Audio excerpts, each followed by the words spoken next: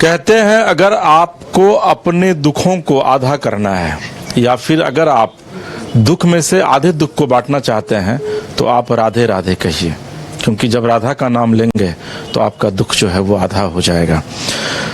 नमस्कार, मैं एसके राजीव और इस वक्त आप न्यूज़ 22 स्कोप पर एक ऐसे शख्सियत को देख रहे हैं जो किसी परिचय के मोहताज नहीं है, युवा हैं और एक बड़ा संगठन चलाते हैं और उस संगठन का नाम है राधा स्वामी संगठन। दरअसल में एक बड़ी अच्छी पंक्ति आपने आज तक अभी सुना होगा आपने कि आदमी जब भी सफलता की नई इबारत लिखता है तो उसके पीछे कई लोगों का हाथ होता है। और हमारे साथ अभी बात करने के लिए मौजूद हैं दीपक शर्मा जी। दीपक जी दरअसल में राधा स्वामी संगठन चला रहे हैं, 2010 से इस संगठन को वो चला रहे हैं और आपको जान करके ये हैरानी होगी कि जितनी इनकी उम्र दिखने से नहीं लगती है उससे ज़्यादा तजुर्बा है इनके पास। और यही वजह है कि आज 1,68,000 वर्कर्स जो हैं वो इनके संगठन के साथ न सिर्फ जुड़े हैं बल्कि संगठन में दिन रात अपनी सेवा दे रहे हैं। और ये वो वर्कर हैं जो एम्प्लॉय हैं, यानी कि सैलरी बेस्ड वर्कर हैं। 22 राज्यों में इनका संगठन जो है वह फैला हुआ है, यानी कि अपनी व्यापकता को लिए हुए राधा स्वामी संगठन न सिर्फ लोगों के लिए बल्कि राष्ट्रहित में भी काम कर रहा है। दीपक जी बहुत स्वागत है आपका। धन्यवाद सर, आपका और आपके चैनल का, जो हमारी बातों को दूसरों तक पहुंचाने में आप हमारी मदद कर रहे हैं। कभी कभी क्या होता है कि लोगों तक जानकारी नहीं पहुंचने के कारण मदद नहीं हो पाती है और आपका ये योगदान बहुत अच्छा लगा हमें। दीपक जी, एक तो सबसे पहले आपके नाम की अगर व्याख्या करें तो आपका नाम ही है दीपक, यानी कि दीपक अंधेरे को हटा करके रोशनी देने का काम करता है, रोशनी जलाने का काम करता है। तो ये बताइए कि आपकी उम्र कितनी है दीपक? अभी 36वां साल हमने 18 दिसंबर को पूरा किया। तो बताइए, यानी कि लगभग 21 साल से आप 21 साल की उम्र में ही आपने काम की शुरुआत? जी जी जी जी 21 साल से। तो कैसे मन में ये मतलब कहाँ से आप इंस्पायर्ड हुए कि नहीं भाई मुझे लोगों के जो अंधेरा जिस लोगों के घरों में छाया हुआ है वहाँ मुझे दीपक जलाना है अपने नाम के अनुकूल? कहाँ से मोटिवेटेड हुए आप? ये 2007 से हम कार्य क्षेत्र में बाहर हैं। टीचर का पोस्ट भी, मतलब सरकारी टीचर भी हम थे, उसको हमने रिजाइन मारा। इसलिए मारा कि मतलब हम टीचर रह के केवल अपने क्षेत्र को ही ठीक कर सकते थे। लेकिन जब हम गांव में घूमते थे, जब ट्यूशन पढ़ाने की हमारी बात आती थी, तो बहुत सारे कॉमर्शियल एक्टिविटी करने वाले लोग मतलब नहीं चाहते हैं कि सब लोग पढ़ लें या पैसे वाले ही पढ़ें। हमने उस समय से ये शुरुआत किया, 2007 से ही साक्षरता मिशन हमने चलाया और 1 रुपये प्रतिदिन में हमने पढ़ाने का शुरुआत किया। उसमें 1 रुपये वाला टीचर के नाम से लोग हमको करने के 1 रुपया वाला टीचर है, 1 रुपया वाला टीचर, ऐसा बोला उन लोगों ने। उसके बाद 2010 में चूँकि सबसे बड़ा हमारा मतलब इस शुरू करने का हमारा मिशन ही रहा, हमारी अपनी बहन नहीं है। तो जब हम रक्षाबंधन के दिन जाते थे कहीं तो काफ़ी हमको अपने आप में उदासी महसूस होती थी। लोग कहते भी थे कि आज इसके हाथ में राखी नहीं है। कुछ लोगों ने तो कमेंट भी किया और हमने उस दिन से ठान लिया कि एक दिन ऐसा आएगा कि पूरे विश्व में हमसे ज़्यादा बहन किसी की नहीं होगी। उसी का दिन है कि 4,23,000 बहनों का कन्यादान के लिए हम हर महीने पैसा उनको जमा करते हैं। अभी से अभी तक कितनी शादियां कराई हैं आप? अभी तो शादियां बहुत हो गई हैं, मतलब हजारों में शादियां हो गई हैं। हर कोई ऐसा दिन नहीं है जो 100, 200, 400 शादियां हमारे द्वारा नहीं कराई जा रही है। हम लोग जिस समय हमारे यहाँ जो सदस्य बनते हैं उस समय से हम लोग हर महीने पैसा जमा करना शुरू कर देते हैं बिटिया के नाम पर। जब भी बिटिया बड़ी होती है, अपना 21 साल का उम्र होता है, वो उसका पैसा का उपयोग लोग कर लेते हैं। ये तो आपने अपने विषय में बताया। राधा स्वामी संगठन आखिर में है क्या, इसका क्या उद्देश्य है और क्या सोच करके आपने इसकी स्थापना की? राधा स्वामी का स्थापना हमने एक ही सोच से की थी कि जब भी किसी व्यक्ति को आर्थिक सामाजिक ज़रूरत पड़े उस समय हम उसकी मदद कर पाएँ। 2-3 चीज़ों में लोगों की आर्थिक ज़रूरत पड़ती है, जैसे किसी बिटिया की शादी हो, किसी बच्चों को पढ़ाना हो, घर बनाना हो, इसमें उनको आर्थिक आवश्यकता होती है। राधा स्वामी संगठन उस समय उनके साथ कंधे से कंधे मिला के चलाती है। यहाँ तक कि हम लोग उनके मतलब 50% से लेकर 80% तक का आर्थिक सहयोग उनको करते हैं, चाहे उनका शादी हो या गाड़ी खरीदनी हो या घर बनाना हो। एक बड़ी अच्छी पंक्ति है कि जानवे चले थे मंजिल मगर लोग मिलते गए कारवां बनता गया। तो दीपक जी, जैसा बता रहे हैं कि आप लगभग 20-21 साल की उम्र में आपने शुरुआत की थी और फिर कैसे कैसे एक चेन आपने बनाया, और आपने बताया कि लगभग 1,68,000 अभी एम्प्लॉयड हैं, आपके यहाँ एम्प्लॉय हैं जो कि सैलरी बेस्ड है। जी। देखिए, सबसे पहले हम 2010 में संगठन की नींव डाले। 2010 से 2011 तक हमने कंप्यूटर साक्षरता मिशन चलाया पूरे झारखंड में। 11 से 12 हमने पूरे बिहार में साक्षरता मिशन चलाया कंप्यूटर का। 2013 से हमारे साथ एक और व्यक्ति जुड़ा। पहले मैं अकेले ही काम करता था ये, उसके साथ 2013 में एक और व्यक्ति हमसे जुड़ा जो जूनियर दीपक ही है और हमारा राष्ट्रीय उपाध्यक्ष भी है। और उसके जुड़ने के बाद फिर हम लोगों ने और विस्तार किया, अपना काम में हमारा सहयोग मिलने लगा। और आज 22 राज्यों में, भारत के 22 राज्यों में हमारे 1,68,000 एम्प्लॉयड हैं जिनको हम लोग सैलरी देते हैं हर महीने। बाकी तो ऐसे टेम्प्रोरी जो हमारे वर्कर हैं, टेम्प्रोरी जो वर्कर्स हैं वो तो बहुत सारे लोग हैं, लेकिन 1,68,000 हमारे पेड एम्प्लॉई हैं सर, जो उनका काम ही होता है कि आप हमारे जिस गांव में रह रहे हैं उस गांव में कोई भी बिटिया की शादी होती है या कोई भी घर बना रहा हो या कोई भी गाड़ी खरीद रहा हो, उसको हमारी योजनाओं के बारे में आप बताएं और उनको लाभ दिलाएं। दीपक जी, मतलब ये एक संस्था थी, देश में कई संस्थाएं थी, जिसमें एक सहारा का हम नाम लेना चाहेंगे। तो क्या सहारा के पैटर्न पे आप काम कर रहे हैं कि पूरे देश में एक चेन बनाना है, ज़्यादा से ज़्यादा लोगों को एम्प्लॉय देना है? देखिए सर, हमारा है सहारा भी अच्छी कंपनी थी, भले जिस कारण से उसको ये दिक्कतें झेलनी पड़े, हो सकता है कोई चूक उससे हुई होगी। सहारा भी हमारे मन से, बाकी लोग जो लोग कहें, सहारा श्री का जो उद्देश्य था बहुत अच्छा था, किसी कारण से उनको दिक्कत हुआ। हमारा भी यही उद्देश्य है कि हम भारत में जितने भी लोग रह रहे हैं उनको आर्थिक परेशानी न हो, इसके लिए हम काम कर रहे हैं। उसमें क्या था कि मतलब कुछ उन्होंने काम किया जो इलीगल वर्क था, जो बाद में पकड़े भी गए। तो हम लोग जो भी काम करते हैं कानून के दायरे में रख के करते हैं, और उसके लिए अलग अलग काम करने के लिए अलग अलग संस्थाएं भी हम बनाए हुए हैं जो कानूनन पंजीकृत है हमारी, और उससे हम लोग काम कर रहे हैं लोगों की भलाई के लिए। दीपक जी, अभी आपने बताया बातचीत में ही कि झारखंड से आपने शुरुआत की इसकी। जी। तो बेसिकली आप रहने वाले झारखंड के हैं? जी, हमारा जन्म गढ़वा जिला में ही हुआ सर। और सबसे पहले हम 10 और 11 में वहाँ एक पारा टीचर एक चलता था बहुत पहले, अभी भी है पारा शिक्षक में हमारी बहाली हुई। उसके बाद हम शिक्षा क्षेत्र में आ गए। 1 साल हमने पूरा गढ़वा जिला को, और पलामू भी उसमें आ जाता है, पलामू का भी कुछ हिस्सा हमने कंप्यूटर साक्षरता मिशन में हमने शुरुआत की। और हर बच्चा, जो बच्चा कंप्यूटर छूने से डरता था कि हम माउस छुए वगैरह वगैरह, सभी बच्चे को उस समय हमने नाम लिखना सिखाया कंप्यूटर पे 2011 में। जी, और केवल 1 रुपया रोज, मतलब आप अगर 30 रुपया भी खर्चा करते हैं तो आप कंप्यूटर सीख सकते हैं। कैसे करते थे आप? इसके लिए हमारा टीम था लगभग मोटा मोटी मान के चलिए हर ब्लॉक में हमने एक टीचर की व्यवस्था की थी, और उस टीचर का काम था कि हमने इंस्टीट्यूट में जा के हम उनको सिखाए। उस समय चूंकि आप जान रहे हैं कि झारखंड में लाइन की उतनी व्यवस्था नहीं थी, तो हम जनरेटर भी साथ में ले जाते थे, कंप्यूटर भी साथ में ले जाते थे, और सारा वहाँ सेटअप लगता था और प्रैक्टिकल करा के हम जाते थे। दीपक जी, झारखंड से फिर बिहार की और आपने रुख क्यों किया? एक्चुअली बिहार से हमने बिहार हमारा ससुराल हुआ सर, बिहार में ही हमने शादी की। और चूंकि झारखंड में थोड़ा सा कंप्लीट होने के बाद यहाँ आने का हमारा ये रहा कि वहाँ पे कुछ जाति वगैरह ज़्यादा चलता है झारखंड में।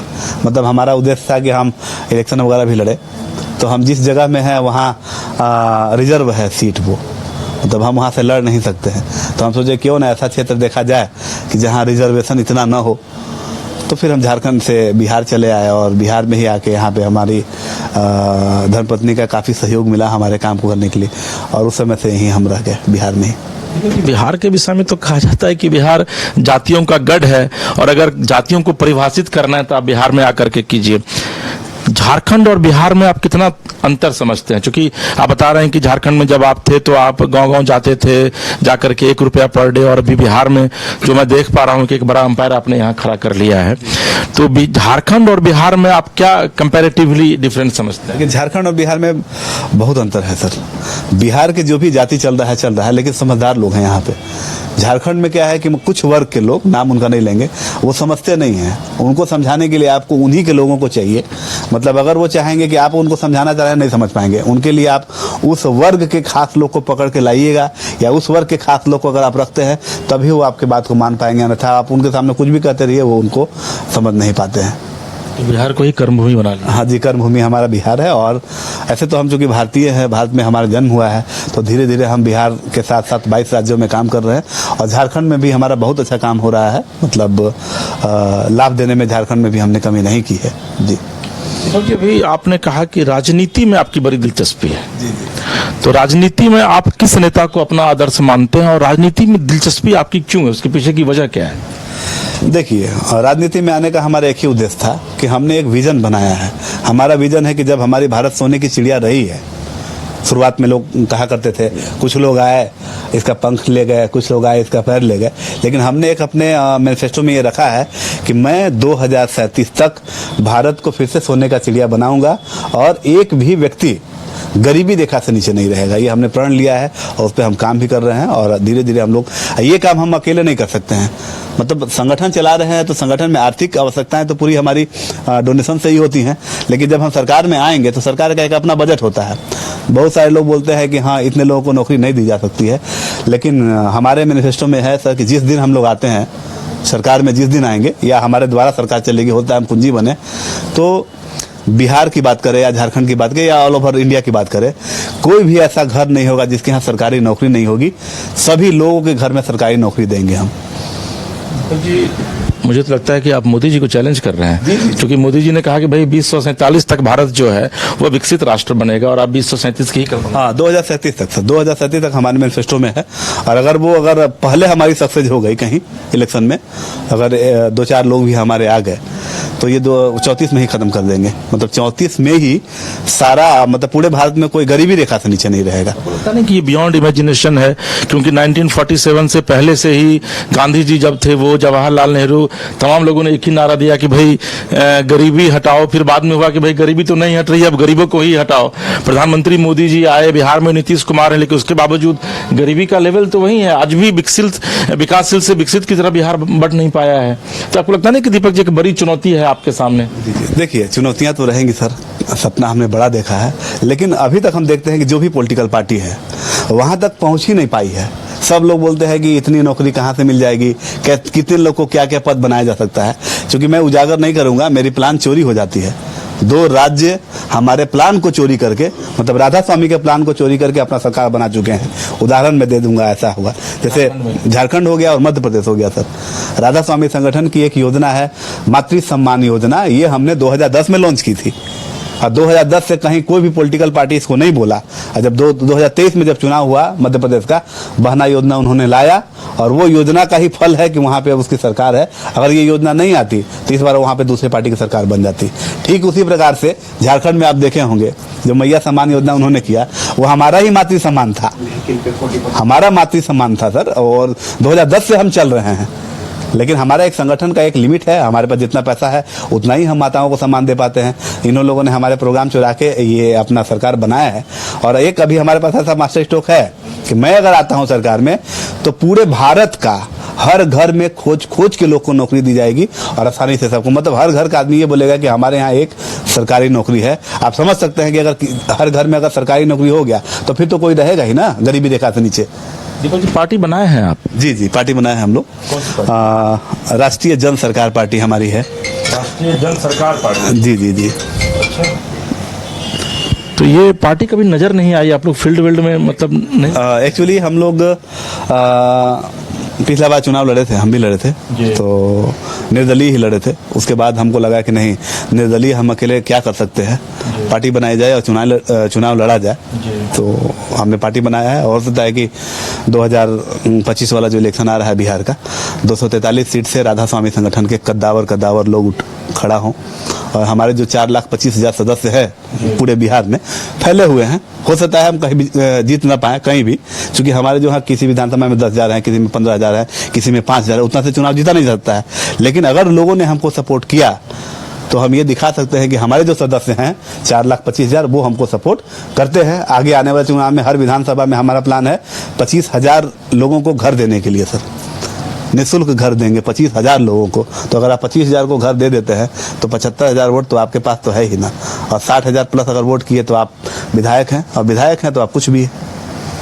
एक बहुत ही महत्वपूर्ण सवाल है कि आपकी जो चर्चा अक्सर जो मैंने भी सुनी है कि आप लोगों को गाड़ी बहुत सस्ते में अवेलेबल करवाते हैं। 40% डिस्काउंट में हम लोग कोई भी गाड़ी दे देते हैं सर, उनके पसंद का गाड़ी 40% डिस्काउंट में।